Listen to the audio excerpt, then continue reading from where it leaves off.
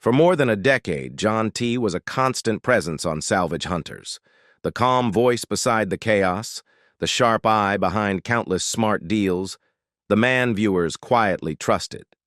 Then, without warning, he was gone. No farewell episode, no on-screen explanation, just an empty space where a familiar figure used to be. So what really happened behind the scenes? Was it a personal choice, a silent conflict, or a decision made far away from the cameras? Tonight, we look beyond the antiques and the television edits to uncover the real story behind John T.'s sudden disappearance, and why the truth stayed hidden for so long. The sudden disappearance. John T.'s exit from Salvage hunters caught almost everyone off guard. After more than 11 years on screen, a man who had become part of the show's identity simply vanished. No build-up, no explanation, no proper farewell. For viewers, it felt abrupt. Behind the scenes, however, his departure had been quietly forming for some time. It was not a temporary break, but a clean and permanent step away from a program he had helped shape from its early years. For a long time, John T. was seen as indispensable alongside Drew Pritchard.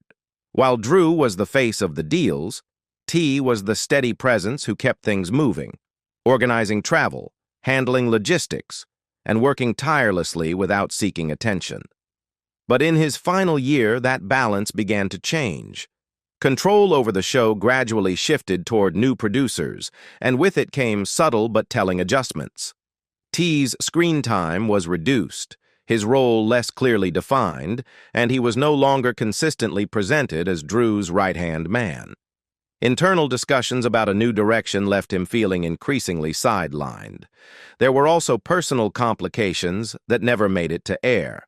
During the later period of the show, John T. spent more time off-camera with Rebecca Pritchard, Drew's ex-wife, as part of inventory checks and deliveries. While professional on the surface, their growing closeness became a sensitive issue within the production. The situation created visible tension. T was quietly separated from trips involving Drew, at one point for several months, and a new assistant was introduced to work alongside Drew. To T, it felt like a slow, deliberate replacement.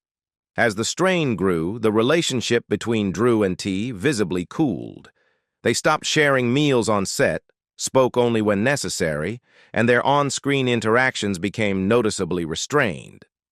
Near the end of the season, T was filmed in stand-alone scenes, something that had never happened before. One longtime crew member later confirmed there was a tense exchange between the two men that lasted nearly an hour. It wasn't filmed, but it marked a clear breaking point. T left the set early that day and did not return for several days. The final decision came quietly. Early that summer, John T was removed from the roster for the following season. Shortly after, he exited the production group chat, returned his access pass, and cleared out the truck he had used for years. Viewers were only informed weeks later when the network released a short video of T thanking fans and ending on a light note, without explaining what had really happened. Publicly, the split was framed as amicable. Drew later posted that T had chosen to follow his own path and that everything was fine. But the reality was more complicated. John T's departure wasn't sudden or impulsive. It was the outcome of long-building professional shifts and unresolved personal tensions. What viewers saw as a quiet goodbye was, in truth, the end of a partnership that had slowly come apart long before the camera stopped rolling. Built for the long road. John T was born and raised in the north of England, far from television studios and long before antiques would become part of his public identity. His family had no connection to media or the antiques trade. His father worked in mechanical repairs, and his mother ran a small neighborhood shop. From an early age, T was surrounded by tools, machinery, and hands-on work. He learned to handle metal, use cutting tools, and fix things rather than replace them. When he left school at 17, he earned his heavy goods license and began working as a driver, transporting materials across the region.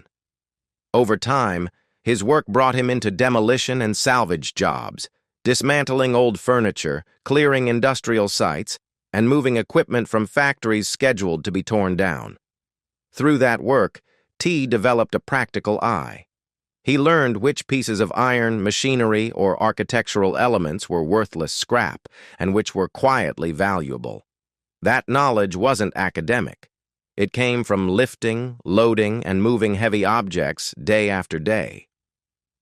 T met Drew Pritchard in the late 2000s during a furniture deal. At the time, Drew was growing his antiques business and needed someone reliable to handle difficult transport jobs. T had the skills Drew needed. He could dismantle oversized items, navigate narrow access points, and move fragile pieces from remote locations. What started as a straightforward arrangement, Drew buying, T hauling, slowly became more collaborative. Drew began asking T's opinion before committing to purchases, especially when logistics were complicated. T wasn't afraid to say no if something couldn't be moved safely, and Drew respected that judgment. When Salvage Hunters launched on Quest, Drew was positioned as the lead, with T appearing as his quiet counterpart. T was reluctant at first. He had no interest in television and no experience in front of a camera. But producers quickly realized that his calm presence and unfiltered reactions balanced Drew's more assertive negotiating style. Eventually, T agreed to appear on screen, on one condition: he wouldn't perform or play a role. He would simply be himself. That authenticity became one of the show's defining strengths.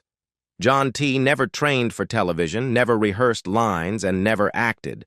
What viewers saw was exactly who he was: steady, practical, and grounded. And it was that honesty, built long before the cameras arrived, that made him an essential part of Salvage Hunters for more than a decade. The authentic craftsman. On set, John T was never concerned with the camera. His attention stayed fixed on the practical work, checking measurements, planning transport, and making sure the right vehicle was used for the job. He didn't perform or try to stand out, and that quiet focus slowly became one of the show's most reliable strengths.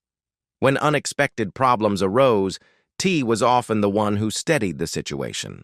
During one shoot halted by a landslide, he devised a temporary plan to secure the items already purchased. When vehicles broke down, he repaired them on the spot to keep production moving. Television never altered his way of living. After filming, he drove straight home, serviced his own truck, and avoided the publicity that often follows long-running TV success. He declined multiple invitations to appear as a guest on other programs, explaining simply that he had no interest in reshaping himself to fit someone else's spotlight.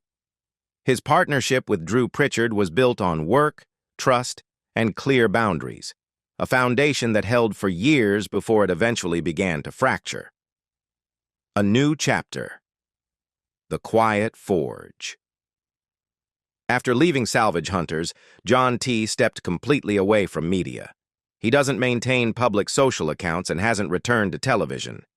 Instead, he relocated to a quiet coastal area, far from his former filming roots, and opened a small antiques business. The shop's name appears modestly on a wooden sign: The Quiet Forge. Inside, the space feels less like a showroom and more like a working workshop.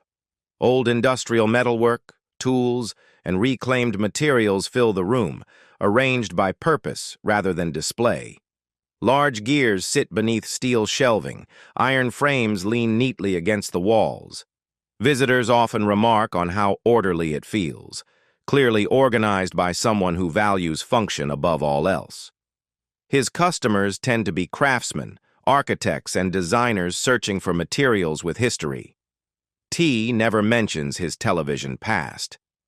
In each transaction, he focuses only on what matters: where the item came from, its condition, and its value. Locals describe him as a quiet, methodical shopkeeper who understands the worth of even the smallest bolt.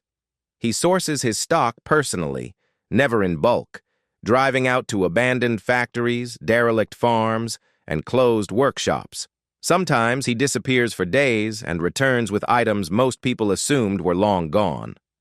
As one nearby resident put it, John T. works with a natural instinct for the trade. He knows exactly what he's looking at and exactly what to do with it. Although he once spent years in front of the camera, John T. now lives by a strict and ordinary routine. He opens his shop at 9 each morning and closes at 5. Mondays are always off, and weekends follow the same schedule. He works entirely on his own, with no staff or assistants, handling everything from sourcing to packaging and delivering orders himself. Since leaving Salvage Hunters, he has avoided public appearances altogether. He's turned down invitations to local antique fairs and declined any form of media collaboration. Those who know him say the message is simple. He has no interest in returning to public life. For John T., the chapter closed cleanly the moment he stepped away from television. The Quiet Forge does very little advertising, yet business remains steady through word of mouth. Some visitors come not to buy, but to ask how to restore old machinery. T doesn't upsell services, but he's happy to explain the process to anyone willing to learn. His philosophy is simple. If something still works, let it live. As he once put it, don't throw it away just because it's old. Even without cameras, John T. is still practicing the same trade. His work no longer brings fame, but it offers something more important: control, stability, and peace. The quiet he lives in now isn't emptiness, it's a deliberate choice. That choice also marked the beginning of a personal reset. After years of sacrifice, John T. turned his focus to his health. Soon after stepping away from work, he underwent a full medical checkup and learned his thyroid was severely underactive. The condition had slowed his metabolism, caused rapid weight gain, and left him battling constant fatigue, dizziness, and poor concentration. For years, he had ignored the signs. His schedule was too demanding, travel too constant, and everything was pushed aside for later. Once the work stopped, the reality became impossible to overlook. He struggled to walk for more than 10 minutes without losing his breath, and his sleep was deeply disrupted. Rather than chasing quick solutions, he committed to changing his lifestyle from the ground up. He began with the simplest habit: walking every day. At first, it was only a short loop around the neighborhood. Over time, it grew into several kilometers each morning. He kept to it for months, no matter the weather, letting consistency do what shortcuts never could. Diet came next, and he approached it with the same practicality he applied to his work. John T. cut out packaged and processed foods, scaled back carbohydrates, and shifted almost entirely to simple, home-cooked meals. There was no personal chef, no rigid meal plans, and no extreme restrictions. Every adjustment was guided by how his body reacted. When he began to feel lighter, slept more deeply, and woke with more energy, he stayed the course. Consistency mattered more than speed. After roughly 6 months, the changes became unmistakable. His clothes hung looser on his frame. The way he walked changed, steadier, more confident. His endurance improved, and daily movement no longer felt like a struggle. Over the course of 18 months, John T. lost more than 30 kilograms without surgery, injections, or complex medical interventions. He documented none of it. There were no progress photos, no social updates, no public statements. It was a private process, carried out quietly. The first people to notice were his regular customers. One recalled, "Every time I came in, he looked a bit sharper. But more than that, he seemed more present, more awake."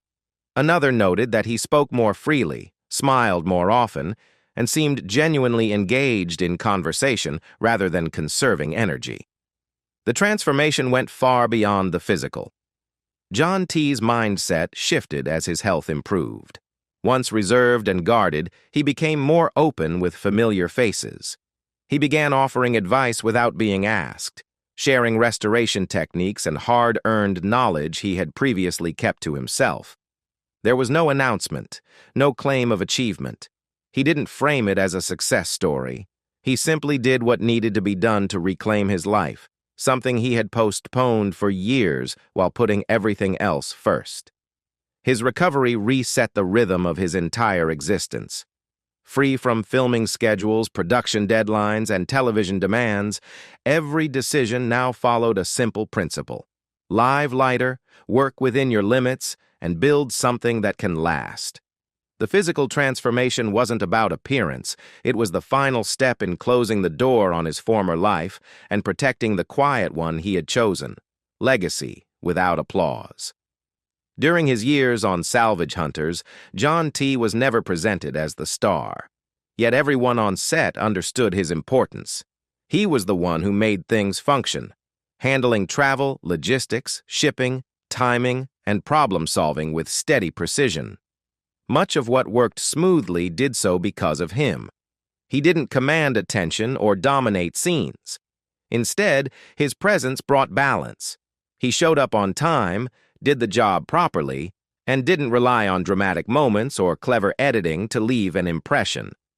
Viewers trusted him instinctively, even if he rarely spoke. After his departure, that balance shifted. Episodes felt less grounded. The familiar rhythm faded. John T. didn't announce his exit or explain himself publicly, but the absence of what he brought became clear. He stepped away at the right moment, chose a quieter path, and rebuilt his life on his own terms. No scandal, no spectacle, just discipline, clarity, and a kind of value that doesn't need applause to endure. Now we want to hear from you. Do you think the show ever felt the same after John T. left? Or do you respect his decision to walk away and choose a quieter life? Share your thoughts in the comments below. If you found this story thoughtful and worth exploring, please like the video and subscribe for more deep dives into videos like this.